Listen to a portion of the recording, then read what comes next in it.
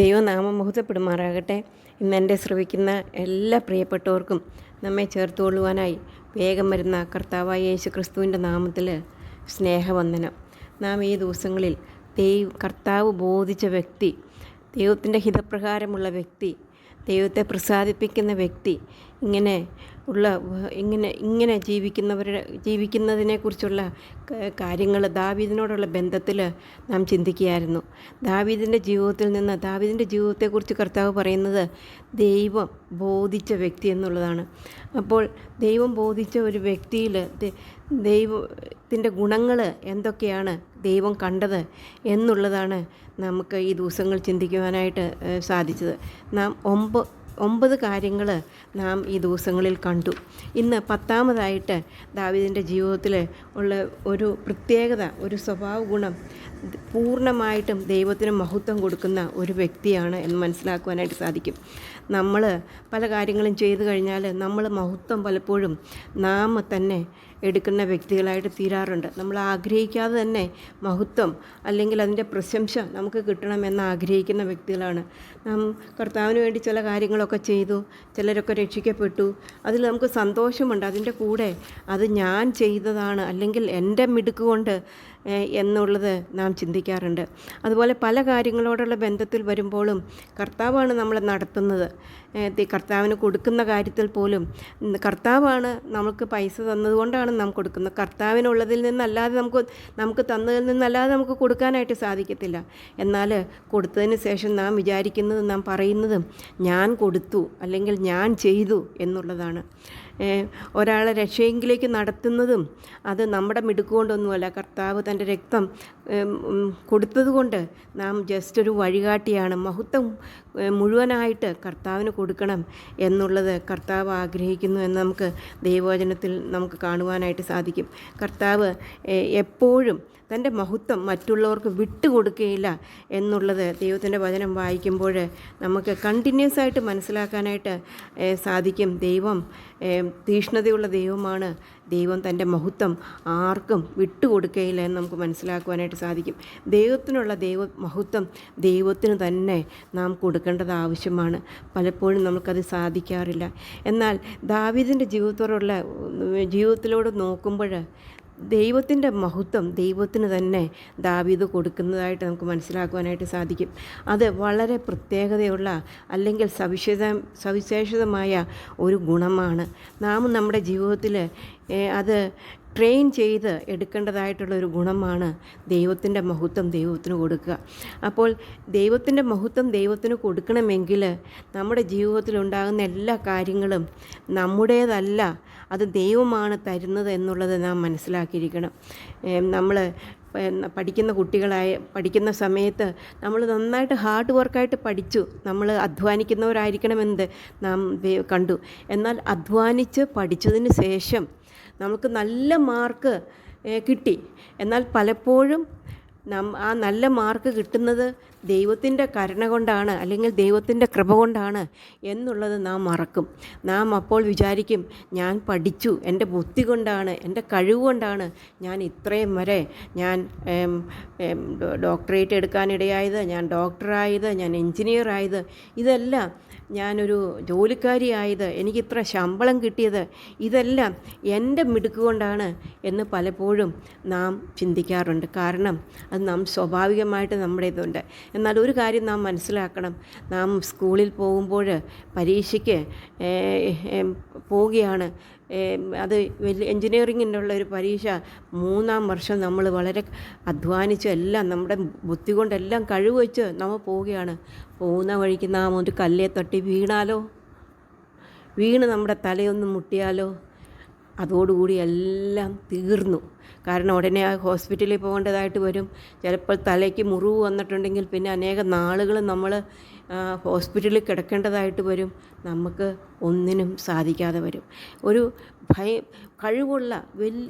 വലിയ കഴിവുള്ള ഒരു ഡോക്ടറാണ്, ഓപ്പറേഷൻ ചെയ്ത് അനേക പ്രസിദ്ധി നേടിയ ഒരു ഡോക്ടറാണ്. എന്നാൽ പെട്ടെന്നൊരു ദിവസം അദ്ദേഹത്തിൻ്റെ ഒരു സൈഡ് അങ്ങ് തളർന്നു. ആ കൈ കൊണ്ട് പിന്നെ ഒന്നും ചെയ്യുവാൻ സാധിക്കാതെ വന്നാലോ, അതോടുകൂടി അദ്ദേഹത്തിൻ്റെ പ്രവൃത്തി തീർന്നു. സൗന്ദര്യമുള്ള ഒരു ഒരു സ്ത്രീയാണ്. അതിൻ്റെ സൗന്ദര്യത്തിൽ പലപ്പോഴും പുകഴുകയാണ്. എന്നാൽ ഒന്ന് വീണു, മുഖത്ത് പാടുകൾ വന്നു, അതോടുകൂടി മുഖത്ത് കെട്ടേണ്ടതായിട്ട് വന്നു. മുഖത്ത് ഇപ്പോൾ പ്ലാസ്റ്റിക് സർജറിയൊക്കെ ചെയ്ത് എടുക്കാം, എന്നാൽ അത് എത്ര നാളുകൾ കഴിഞ്ഞതിന് ശേഷമാണ് ചിലത് സക്സസ് ആകത്തുള്ളൂ. അങ്ങനെ മുഖം വികൃതമായി. അപ്പോൾ നമുക്കൊന്നും പുകഴുവാനില്ല. ദൈവത്തിൻ്റെ വചനം പറയുന്നു, നമുക്ക് തന്നതെല്ലാം ദൈവം തന്നതാണ്, നമുക്കുള്ളതെല്ലാം ദൈവത്തിൻ്റേതാണ്. അതുപോലെ സാമ്പത്തികമായിട്ട് വളരെ അധ്വാനിച്ചായിരിക്കും വളരെ അനേക സ്ഥാനങ്ങളിൽ സമ്പത്തെല്ലാം ഉണ്ടാക്കി. എന്നാൽ ആ സമ്പത്തുണ്ടാക്കിയതിൻ്റെ പുറകിൽ ഒന്ന് നമ്മൾ കാൽ തെറ്റി വീണാൽ തീർന്നു. പിന്നെ നമ്മുടെ നട്ടെല്ലൊടിഞ്ഞു പോയി, നമ്മൾ കിടപ്പ് രോഗിയായിട്ട് തീർന്നു. നമ്മളുണ്ടാക്കിയ സ്വത്ത് ആശുപത്രിയിൽ കൊടുക്കാമെന്നുള്ളതല്ലാതെ നമ്മുടെ ജീവിതത്തിന് പിന്നെ ഒന്ന് പോയി കണ്ട് എന്തെങ്കിലും ഒന്ന് ആനന്ദിക്കുവാനോ അല്ലെങ്കിൽ നമ്മുടെ ജീവിതത്തിലൊക്കും സാധിക്കില്ല എന്ന് നമുക്ക് മനസ്സിലാക്കുവാനായിട്ട് സാധിക്കും. അതുകൊണ്ട് പ്രിയ കുഞ്ഞുങ്ങളെ, പ്രിയ സഹോദരിമാരെ, നാം ഒരു കാര്യം മനസ്സിലാക്കണം. നമുക്കുള്ളതെല്ലാം നമ്മുടെ സൗന്ദര്യം, നമ്മുടെ വിദ്യാഭ്യാസം, നമ്മുടെ ജോലി, നമ്മുടെ സമ്പത്ത്, നമ്മുടെ മക്കൾ, നമ്മുടെ ഭർത്താവ്, നമ്മുടെ ഭാര്യ, ഇതെല്ലാം ദൈവം തന്നതാണ്. ദൈവത്തിന് ഉദ്ദേശമുണ്ട്. നാം അമ്മയുടെ ഗർഭത്തിലായിരിക്കുമ്പോൾ തന്നെ നമ്മെ കണ്ട കർത്താവ്, നമ്മളെ അറിഞ്ഞ കർത്താവ്, ഇതെല്ലാം അങ്ങനെ അത്രയും ആ ദിവസം മുതൽ നമ്മളെ വളർത്തിക്കൊണ്ടുവന്ന കർത്താവ്, ആ കർത്താവിൻ്റെ കൃപയില്ലെങ്കിൽ, ആ കർത്താവിൻ്റെ കരുണയില്ലെങ്കിൽ നാം ഒന്നുമല്ല.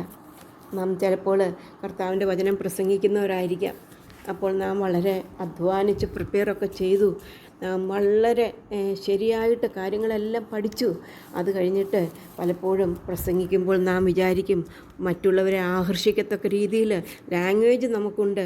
അപ്പോൾ നാം ഒരു പ്രസംഗമൊക്കെ പ്രസംഗിച്ചിട്ട് നാം വിചാരിക്കും, ഇന്ന് ഞാൻ വളരെ എഫക്റ്റീവായിട്ട് വചനം പ്രസംഗിച്ചു.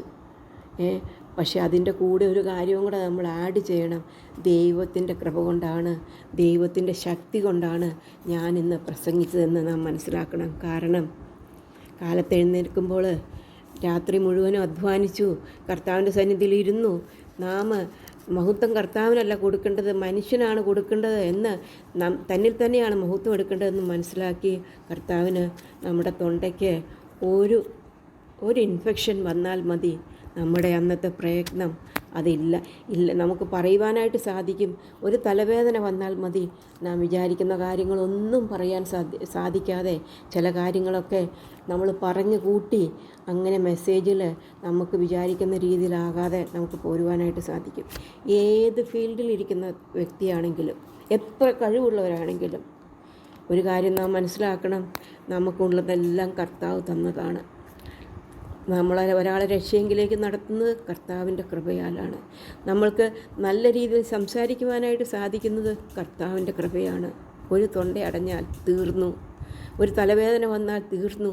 നമ്മൾ രാത്രി മുഴുവനും കർത്താവിൻ്റെ സന്നിധിയിലിരുന്ന് പ്രാപിച്ചതായിരിക്കാം, എന്നാൽ നമ്മുടെ ഹൃദയത്തിൻ്റെ ഭാവമറിയുന്ന കർത്താവ് നമ്മളോട് ചിലതെല്ലാം നമ്മളെ പഠിപ്പിക്കുവാൻ വേണ്ടി ലാസ്റ്റ് മിനിറ്റ് നമുക്കൊരു ചിലപ്പോൾ ഒരു തൊണ്ടയടപ്പ് തന്നിരിക്കും, ഒരു തലവേദന തന്നിരിക്കും. നമുക്ക് പിന്നെ ഒന്നും സംസാരിക്കാൻ കഴിയില്ലാത്തവരായിട്ട് തീർന്നു. അതുകൊണ്ട് പ്രിയ സഹോദരിമാരെ, നാം ഒരു കാര്യം മനസ്സിലാക്കണം, നമുക്കുള്ളതെല്ലാം അത് കർത്താവിൻ്റെയാണ്, കർത്താവ് തന്നതാണ്. ആ ഒരു ചിന്താഗതി, ആ ഒരു മനോഭാവം ദാവീദിലുണ്ടായിരുന്നു. അതുകൊണ്ടാണ് ദാവീദിനെ കാണുമ്പോൾ ആ മനോഭാവം തന്നെയാണ് ദൈവത്തിൻ്റെ മനോഭാവം. താഴ്മയുള്ള മനോഭാവം മാത്രമല്ല, ദൈവം തന്നെ പറയുന്നുണ്ട്, പിതാവായ ദൈവത്തിന് മഹത്വം കൊടുക്കുന്ന കർത്താവായ യേശു ക്രിസ്തുവിനെ നമുക്ക് കാണാനായിട്ട് സാധിക്കും. അപ്പോൾ പിതാവായ ദൈവം പറയുന്നുണ്ട്, ഞാൻ മഹത്വപ്പെട്ടിരിക്കുന്നു, ഞാൻ നിന്നിൽ മഹത്വപ്പെടുത്തിയിരിക്കുന്നു എന്ന് പറയുന്നുണ്ട്. എന്നാൽ മഹത്വം പിതാവിന് കൊടുക്കുന്ന ആ മാതൃകയെ നമുക്ക് കർത്താവ് കാണിച്ചു തന്നു. അതുകൊണ്ടാണ് ദാവീദിൻ്റെ ജീവിതത്തിൽ ദാവീദിനെക്കുറിച്ച് നമ്മൾ ചിന്തിക്കുമ്പോൾ മഹത്വം പൂർണ്ണമായിട്ടും പൂർണ്ണമായിട്ടും ദൈവത്തിന് കൊടുക്കുന്ന ഒരു വ്യക്തിയാണ് എന്ന് നമുക്ക് മനസ്സിലാക്കുവാനായിട്ട് സാധിക്കും. അതുകൊണ്ടാണ് കർത്താവ് പറയുന്നത് ദൈവത്തിന് ബോധിച്ച വ്യക്തി. ഇംഗ്ലീഷിൽ പറയുമ്പോൾ എനിക്ക് ആ ഇംഗ്ലീഷിലുള്ള വാക്ക് കുറച്ചുകൂടെ ഇഷ്ടമായിട്ട് തോന്നും. അത് അർത്ഥം ഒന്ന് തന്നെയാണ്. എന്നിരുന്നാലും I have found David the son of Jesse a man after my own heart who will do all my will. A man after my own heart. ദൈവത്തിൻ്റെ ഹൃദയപ്രകാരമുള്ളൊരു വ്യക്തി, ദൈവത്തിൻ്റെ ഹിതം ചെയ്യുന്ന ഒരു വ്യക്തി. ഓ, എത്ര ഭാഗ്യമാണത്! ദൈവത്തെ ബോധിച്ച വ്യക്തി. അങ്ങനെ ഒരു വ്യക്തിയാണ് ദാവീദ്. അങ്ങനെ ദാവീദ് ആ വ്യക്തിയായിട്ട് തീരുവാൻ കാരണം മഹത്വം മുഴുവനായിട്ട് ദൈവത്തിന് കൊടുത്ത ഒരു വ്യക്തിയായിട്ട് നമുക്ക് മനസ്സിലാക്കുവാനായിട്ട് സാധിക്കും. അത് നമുക്ക് മനസ്സിലാക്കുവാനായിട്ട് സാധിക്കുന്നത് നമുക്ക് 1 ശമൂവേൽ ബൈബിളിൽ അതിൻ്റെ അനേക കാര്യങ്ങൾ നമുക്ക് സ്റ്റെപ്പ് ബൈ സ്റ്റെപ്പ് ദാവീദിൻ്റെ ജീവിതത്തിൽ നോക്കിയാൽ ശൗലിനോടുള്ള ബന്ധത്തിൽ അവിടെ അലഞ്ഞു നടക്കുന്ന സമയത്ത്, അതുപോലെ മല്ലന്മാരെ കൊന്ന സമയത്ത്, ഇങ്ങനെയുള്ള അനേക കാര്യങ്ങളിൽ ജീവിതത്തിൽ നോക്കിയ രാജാവായി കഴിഞ്ഞതിനുള്ള സമയത്ത്, ലാസ്റ്റ് സമയം വരെ അനേക രാജ്യങ്ങളിലുള്ളവർ ദാവീദിന് കപ്പം അല്ലെങ്കിൽ ടാക്സ് കൊണ്ട് കൊടുക്കുമ്പോഴെല്ലാം ദാവീദിൻ്റെ ആ സങ്കീർത്തനങ്ങൾ നമ്മൾ വായിച്ചാൽ മഹത്വം, ദൈവത്തിന് മഹത്വം, ദൈവത്തിന് മഹത്വം, ദൈവത്തിന് മഹത്വം കൊടുപ്പീൻ, ദൈവത്തിന് മഹത്വം യഹോവയ്ക്കുള്ളതെന്ന് കണ്ടിന്യൂസ് ആയിട്ട് പറയുന്ന ദാവീദിനെ നമുക്ക് സങ്കീർത്തനങ്ങൾ കാണുവാനായിട്ട് സാധിക്കും. എന്തുകൊണ്ടാണ്? അത് ആദ്യം മുതൽ മഹത്വം ദൈവത്തിന് കൊടുത്തത് കൊണ്ടാണ് ആ സങ്കീർത്തനങ്ങളെല്ലാം നാം വായിക്കുമ്പോൾ ദൈവത്തിന് മാത്രം മഹത്വം എന്ന് നമുക്ക് മനസ്സിലാക്കുവാനായിട്ട് സാധിക്കും. എന്നാൽ 17 അധ്യായത്തിൽ 1 ശമൂവേൽ 17:37 വാക്യം നമുക്ക് ഒന്ന് വായിക്കാം. ദാവീദ് പിന്നെയും ശൗലിനോട് പറയുന്ന കാര്യമാണ്. ദാവീദ് പിന്നെയും സിംഹത്തിൻ്റെ കയ്യിൽ നിന്നും കരടിയിൽ നിന്നും എന്നെ രക്ഷിച്ച യഹോവ. ദാവീദിന് വേണമെങ്കിൽ പറയാമായിരുന്നു, ഞാനൊരു സിംഹത്തെയും കരടിയൊക്കെ കൊന്നു, ഞാൻ യോദ്ധാവാണ്, എനിക്ക് കഴിവുണ്ടെന്ന്. നാം പലപ്പോഴും അങ്ങനെ പറയും, ഞാൻ പ്രസംഗിച്ചു ദൈവനാമം അല്ലെങ്കിൽ ഞാൻ പ്രസംഗിച്ചു, അതെൻ്റെ കഴിവുകൊണ്ടാണ് 10 പേർ രക്ഷിക്കപ്പെട്ടു, 10 പേർ കാര്യങ്ങളെടുത്തു. ആത്മീയ കാര്യങ്ങൾ പോലും അങ്ങനെ പറയാം. അപ്പോൾ പിന്നെ ലൗകിക കാര്യങ്ങൾ, ഞാൻ പഠിച്ചു, ഞാനൊരു ഡോക്ടറായി, ഞാൻ പഠിച്ചു, ഞാനൊരു എൻജിനീയറായി, എനിക്കിത്രയും സൗകര്യങ്ങളെല്ലാം ഉണ്ട് ഒക്കെ നമുക്കും പറയാം. നാം പറയുന്നവരാണ്. എന്നാൽ ഇവിടെ പറയുകയാണ്, ദാവീദ് പിന്നെയും സിംഹത്തിൻ്റെ കയ്യിൽ നിന്നും കരടിയുടെ കയ്യിൽ നിന്നും എന്നെ രക്ഷിച്ച യഹോവ ഈ ഫെലിസ്ത്യൻ്റെ കയ്യിൽ നിന്ന് എന്നെ രക്ഷിക്കും എന്ന് പറഞ്ഞു. ദൈവത്തിന് മഹത്വം. ദാവീദ് ഒട്ടും മഹത്വം എടുത്തില്ല. അവിടെ ഒട്ടും മഹത്വം ദാവീദ് എടുത്തില്ല. അങ്ങനെ സാധിക്കുമോ? പ്രിയ സഹോദരിമാരെ, സാധിക്കും.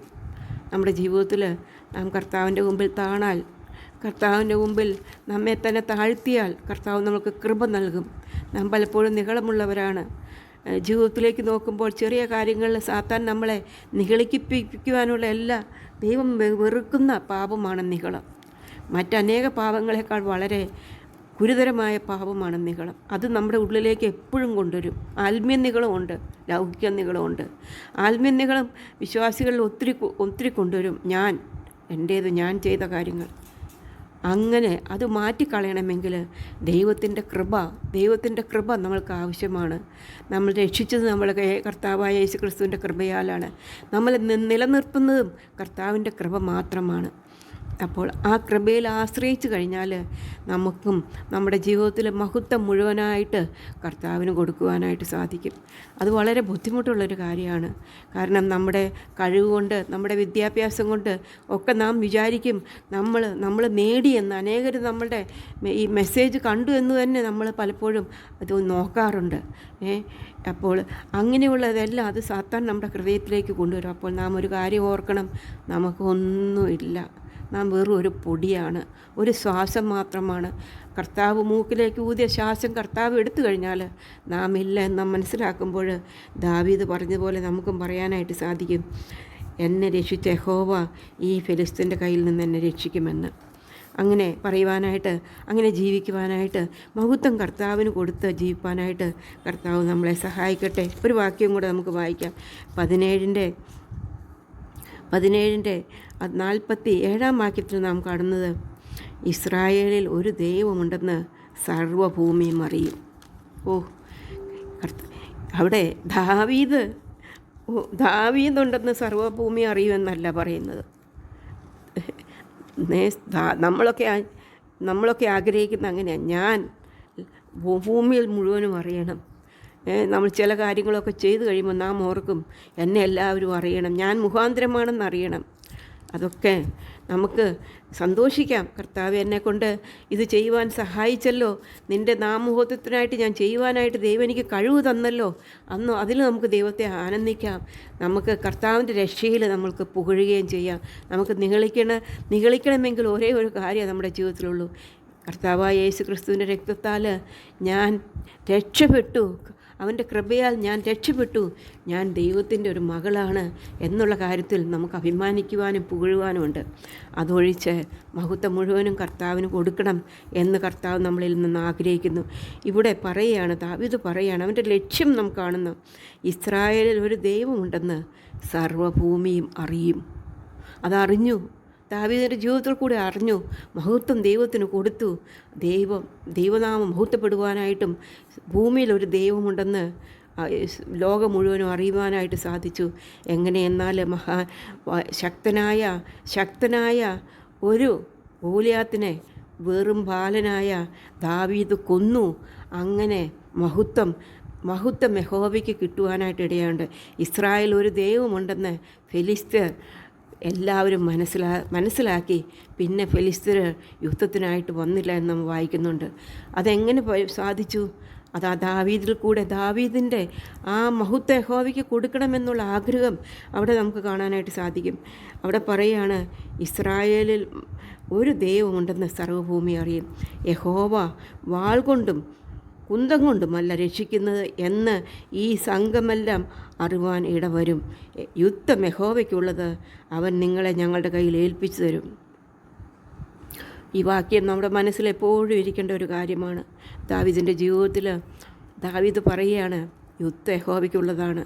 അതെ, യഹോവയ്ക്ക് മാത്രമാണ്. അത് അവൻ കുന്തം കൊണ്ടുമല്ല വാൾ കൊണ്ടുമല്ല പ്രവർത്തിക്കുന്നത്, കൃപ കൊണ്ടാണ് അവൻ പ്രവർത്തിക്കുന്നത്. അവൻ്റെ ശക്തി വെളിപ്പെടുത്തുന്നത് പലപ്പോഴും ദൈവിക കൃപയാണ്. ഒരു പയ്യനായ ദാവീദ് വെറും ഒരു കല്ല്, ഒരു ഇടയസഞ്ചി, അവൻ്റെ കയ്യിൽ മിനുസമുള്ള 5 കല്ലും ഒരു ഇടയസഞ്ചിയും പൊക്കണവും മാത്രമേ ഉണ്ടായിരുന്നുള്ളൂ, ഒരു കവണയും മാത്രമേ ഉണ്ടായിരുന്നുള്ളൂ.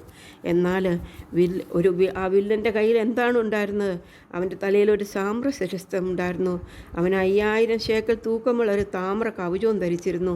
അവന് താമ്രം കൊണ്ടുള്ള കാൽച്ചട്ടയും ചുമലിൽ താമരം കൊണ്ടുള്ള ഒരു വേലും ഉണ്ടായിരുന്നു. അവൻ്റെ കുന്തത്തിൻ്റെ തണ്ട് നെയ്ത്തുകാരൻ്റെ പടുപ്പ് തടി പോലെയായിരുന്നു. കുന്തത്തിൻ്റെ അലക് 600 ശേക്കൽ ഇരുമ്പ് ആയിരുന്നു. ഒരു പരിചാരകൻ അവൻ്റെ മുമ്പിൽ നടന്നു. അവൻ്റെ മുമ്പിൽ ഈ ഗോലിയാത്ത് തന്നെ പറയുന്നുണ്ട്, നീ എന്താ എന്തിനാ എൻ്റെ നോക്കി? ഫെലിസ്ത്യൻ നോക്കിയപ്പോൾ ദാവീദിനെ കണ്ടപ്പോൾ നിന്ദിച്ചു എന്നാണ് പറയുന്നത്. കാരണം അവൻ തീരെ ബാലനും പവിഴ നിറമുള്ളവനും കോമള രൂപനുമായിരുന്നു. അപ്പോൾ പറയുകയാണ്, ഫെലിസ്ത്യനോട് അവൻ ധൈര്യത്തോടു കൂടിയാണ് നിൽക്കുന്നത് എന്നുള്ളത് നമുക്ക് മനസ്സിലാക്കുവാനായിട്ട് സാധിക്കും. കാരണം ആ ശക്തി കർത്താവ് കൊടുത്തതാണ്.